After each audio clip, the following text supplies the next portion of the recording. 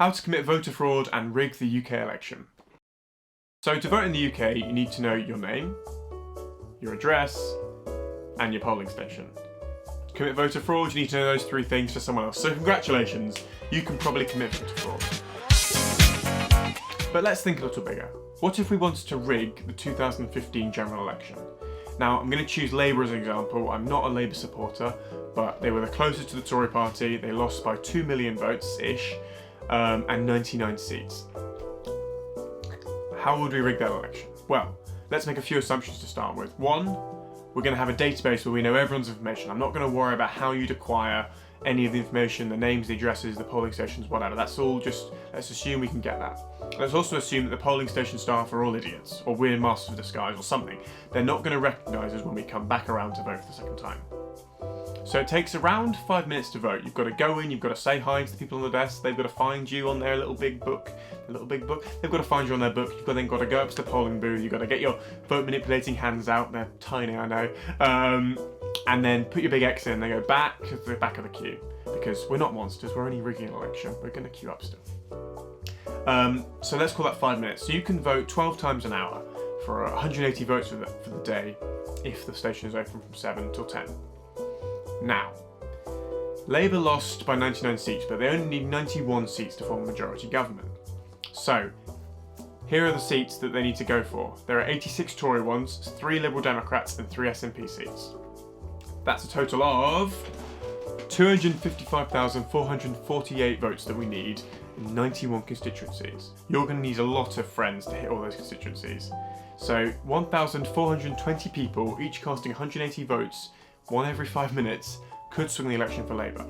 This is also assuming that they're not going to be inefficient with their vote. So Milton Keynes is swung by one bloke putting 27 votes in. He then needs to instantly teleport to Scotland to try and vote for Labour in some of the bigger gaps in constituencies, still every 5 minutes. They're also going to be very efficient, they're not going to take any breaks. Every 5 minutes, every hour there's going to be 12. So in that case, easy, we've just rigged an election, congratulations. Except we've got to somehow do this without being detected. This includes our people who are masters of disguise or the poll stations who are idiots. We've also got 1,500 people who we now have recruited to vote for us. They've all got to keep their trap shut. If anyone finds out about it, in theory the election is scuppered. Now, I know there's been a few cases where election fraud is still being looked at. The Electoral Commission do seem to be, well, the maximum fine is around, I think it's 20,000. The Tory investigation is still ongoing. But you'd hope that if their election fraud was discovered, the election would be called off and rerun. So no one can speak in the 1,500 people. We've also got to make sure that we get all the data correct, because obviously we're using figures in hindsight. We'd only have electoral polls, which have been notoriously inaccurate going forward into elections recently. So you've got several dubious polls, you've got to basically probably double down on the amount of people you need to put this election in. I think that's a fair enough estimate. So let's call it 3,000 people, none of them can speak, none of them can be recognised, and we've got to exactly pinpoint each seat properly. When you get to this point, you might as well just start rigging the postal vote as people have done, or buy up a newspaper, and then you can start just churning through the votes there. It'd just be a lot easier. This is why this whole voter ID thing is ridiculous.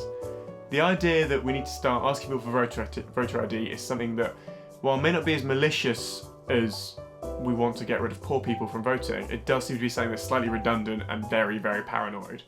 Voter ID is not a problem, rigging an election is bloody difficult and it's probably impossible. Give up. I'm going to put some links in the description. If you enjoyed this video, you can look into some more. If you have enjoyed this video, give it a like, drop a subscribe maybe. I'd like to do some more of these, and any feedback is most welcome. Thanks for watching. Cheers guys. Bye.